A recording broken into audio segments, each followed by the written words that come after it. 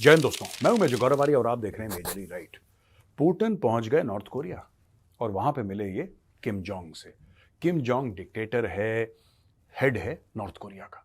और आपको पता है कि North Korea is also known as the hermit kingdom. Hermit kingdom मतलब क्या है? जैसे हर्मिट पुराने जमाने में जो साधु वाधु रहते थे वो बहुत दूर दराज अलग थलग रहते थे, यहां पे हर्मिट का ये मतलब है एक ऐसा देश जो पूरी दुनिया से कटा हुआ है, पूरी दुनिया से कटा हुआ है, और ऐसा देश जिसकी सबसे लड़ाई है। पुतिन ने क्या बोला ये मैं आपको बाद में बताऊंगा दोस्तों। लेकिन सबसे बड़ी बात यह है कि हो क्या रहा है। व्लादिमीर पुतिन पहली बार 24 साल में पहुंच जाता है नॉर्थ कोरिया, और नॉर्थ कोरिया में जाके कहता है कि आप और हम भाई भाई हैं, हम आपकी मदद करेंगे, आप हमारी मदद करिए।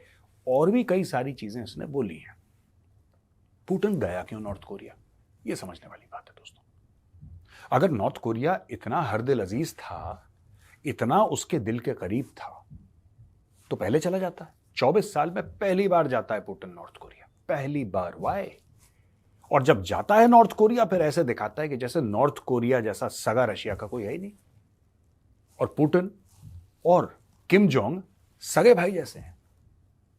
एक पूरी ऑप्टिक्स सामने आई है कि मिलिट्री परेड से किस तरीके से उसका स्वागत हुआ है, और किस तरीके से उसने भाई और भाईचारे की बात करी है, यारी दोस्तियों की बात करी है, और बोला है कि नहीं हम एक साथ साथ हैं सबके दोनों।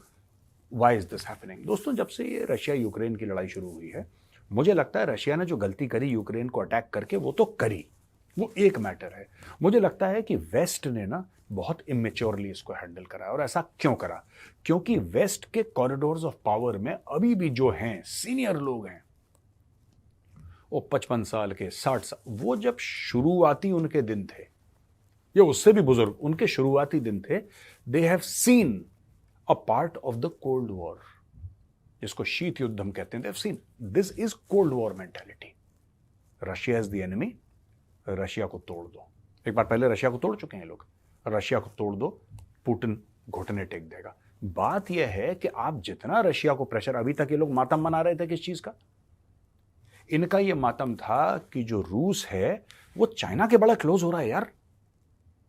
चाइना की third largest army in the world है, या थर्ड मोस्ट इफेक्टिव या पावरफुल आर्मी कह लीजिए इन द वर्ल्ड। रशिया की सेकंड है, फर्स्ट अमेरिका की है। लेकिन अगर सेकंड और थर्ड एक साथ मिल जाते हैं तो फिर फर्स्ट उनके सामने थोड़ी सी मुश्किल में आ जाएगा। और बात सिर्फ फौज की नहीं है दोस्तों, बात यहां पे किसी और चीज की भी है।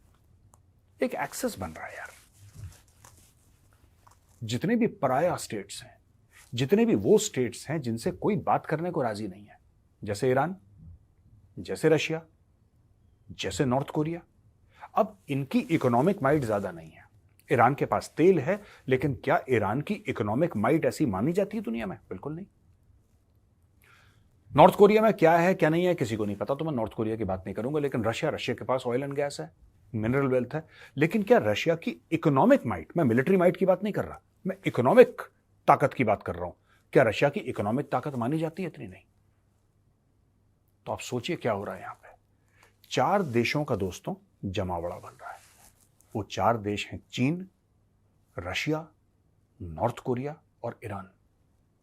ईरान वो देश है जिसमें 1979 के बाद, जब शाह ऑफ ईरान को आउस्ट करा था, उसके बाद से इसके ऊपर सैंक्शंस लगे। और ये तीनों देश हैं चीन के अलावा, ये तीनों के तीनों हाईली सैंक्शनड स्टेट्स हैं। रशिया के ऊपर दुनिया भर के सैंक्शन लगे हैं। नॉर्थ कोरिया के ऊपर तो जब से पता नहीं नॉर्थ कोरिया का नाम सुना है तब से सैंक्शन लगे हैं। ईरान के 1979 के बाद सैंक्शन लगे, जब से आयतुल्ला आए थे पावर में। तो क्या ये दुनिया में एक दूसरा एक्सेस बन रहा है? ये समझने से पहले मैं आपको ये बता दूं कि पुतिन ने जाके वहां पे बोला क्या।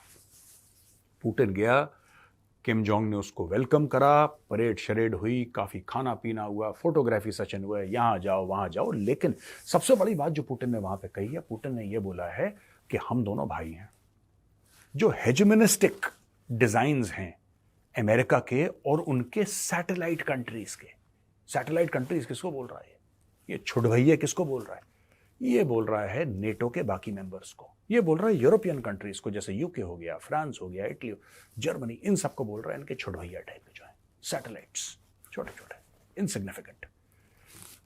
इनके खिलाफ हम आपके साथ खड़े हैं, हम आपके साथ ट्रेड करेंगे, हम आपके साथ डिफेंस की टाइज करेंगे, और हम आपको सपोर्ट करेंगे, आप बिल्कुल फिक्र मत करिए, क्योंकि आपको भी इन लोगों ने दबा के रखा है और हम लोगों को भी दबा के रखा है और हम दबने वाले हैं नहीं। I salute the brave people of North Korea. दोस्तों, पहले यह भी खबर आई थी कि नॉर्थ कोरिया ने 155 mm के मीडियम आर्टिलरी शेल्स रूस को दिए हैं, क्योंकि रूस के पास जाहिर सी बात है Russia wants to buy shells from all over the world, जहां से रशिया को मिल जाए। अब ज्यादा देश तो रशिया को शेल्स दे नहीं रहे, क्योंकि फिर आपके ऊपर सैंक्शंस हो जाएंगे, तो लोग डर रहे हैं। लेकिन नॉर्थ कोरिया के ऊपर तो वैसे ही सैंक्शंस हैं। तो ऐसे होगा क्या दोस्तों? रशिया का बॉर्डर मिलता है चाइना के साथ, चाइना का बॉर्डर मिलता है अफगानिस्तान के साथ और पाकिस्तान के साथ, और अफगानिस्तान और पाकिस्तान का बॉर्डर मिलता है ईरान के साथ। तो ये तो एक्सेस वैसे ही बन गया। और नॉर्थ कोरिया का बॉर्डर मिलता है चाइना के साथ। तो अगर आप यहां से देखें ईस्ट से, नॉर्थ कोरिया, चाइना, रशिया, ठीक है, ये एक एक्सेस हो गया। और चाइना के अगर आप नीचे देखिए, बिल्कुल coming absolutely down, you see Pakistan, right. और यहां पे अगर आप पाकिस्तान से इस तरफ देखेंगे towards the waste, you see Afghanistan, और थोड़ा सा साइड में आप गए, वहां पे ईरान बैठा है। तो दोस्तों, ये पूरा एक एक्सेस बन गया आपके लिए, और ये एक्सेस है दुनिया भर के लिए बहुत बड़ा सरदर्द। एक जमाने में पाकिस्तानी भी कहते थे कि हम इस एक्सेस का हिस्सा बन रहे हैं, लेकिन China treats Pakistan with a lot of suspicion. पाकिस्तानियों की कोई आइडियोलॉजिकल बेयरिंग्स नहीं है दोस्तों। अब आप बोलेंगे मेजर साहब आप फिर पाकिस्तान को बीच में ले आए, लाना जरूरी है। पाकिस्तान स्ट्रेटेजिकली इंपॉर्टेंट हुआ करता था एक जमाने में, पर वो स्ट्रेटेजिकली इंपॉर्टेंट क्यों था? इसलिए नहीं कि चाइना को कुछ पाकिस्तान से मकसद हासिल करना था, नो, या रशिया को करना था, नहीं। पाकिस्तान बिका अमेरिका के हाथों। जब भी गोरों ने डॉलर भेजे हैं, पाकिस्तानी फौजियों ने डांस कराए। ये काला सच है पाकिस्तान का, और ये बात हमें माननी पड़ेगी दोस्तों।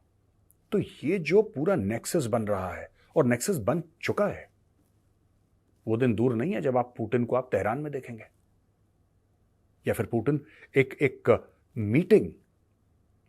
मीटिंग पुतिन करवाएगा मॉस्को में, या शी जिनपिंग करवाएगा बीजिंग में, जहां पे पुतिन भी होगा, जहां पे नॉर्थ कोरिया का एक किम जोंग भी होगा, और जहां पे प्रेसिडेंट ऑफ ईरान भी होगा। अभी इनके चुनाव होने वाले, ये सब वहां पे होंगे, और ये दुनिया को अनाउंस करेंगे कि यार देखो, सुनो, तुम्हें जो भी सैंक्शन वैंक्शन करवाने हैं, तुम्हें जो भी करवाना है तुम करवाओ, हमें इससे 2 टके का फर्क नहीं पता। वी डोंट केयर, हमें पड़ता ही नहीं फर्क। We will manage it on our own, we don't need the West. अभी भी अगर वेस्ट को बचना है, अभी भी अगर वेस्ट को अकल नहीं आई तो बहुत देर हो जाएगी, लेकिन अभी भी बचना है तो रशिया के साथ डिप्लोमेटिकली एंगेज करो। ये जो स्विट्जरलैंड टाइप की मीटिंग करते हैं ना, पीस समिट, 90 से ज्यादा देश आए वहां पे और बात करी कि रूस और यूक्रेन के बीच में जो लड़ाई है वो कैसे रोक सकती है। रशिया तो बैठा ही नहीं है, किससे लड़ाई रोकनी है तुमने? This is such a foolish idea. And ऐसे पीस समिट आधा दर्जन हो चुके हैं यार, मुझे नहीं पता इससे पीस समिट से होगा क्या। जिनके बीच में पीस करवाना वो तो बैठा नहीं है वहां पे। और मैं कहता हूं रशिया अग्रेसर है, मैं मना नहीं कर रहा, लेकिन it is important to engage with Russia because China does not want this war to end. China नहीं चाहता है कि रूस और यूक्रेन के बीच में अमन हो, चाइना नहीं चाहता है। Let's be very clear, China does not want peace, it does not seek peace, क्योंकि चाइना को लगता है कि मामला बिल्कुल उथल पुथल में रहेगा, वेस्टर्न कंट्रीज कमजोर हो रही हैं, थोड़ा बहुत रशिया को सपोर्ट कर देंगे, कौन सी दिक्कत वाली बात है। लेकिन अरबों दर अरबों डॉलर आप हर महीने देते जा रहे हो यूक्रेन से कि बेटा लड़ते रहो। कौन कमजोर हो रहा है? नेटो कमजोर हो रहा है, चाइना खुश है।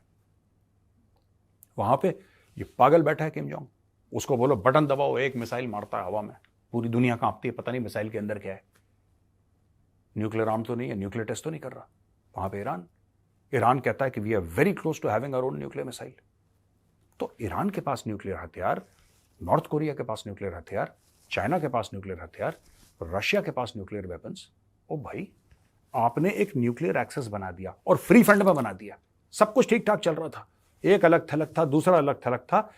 अमेरिकन की डिप्लोमेसी इतनी खराब है कि उन लोगों ने पकड़ जकड़ के सबको एक कर दिया, और ये आने वाले दशकों में पूरी दुनिया के लिए बहुत बड़ा माइग्रेन होगा दोस्तों।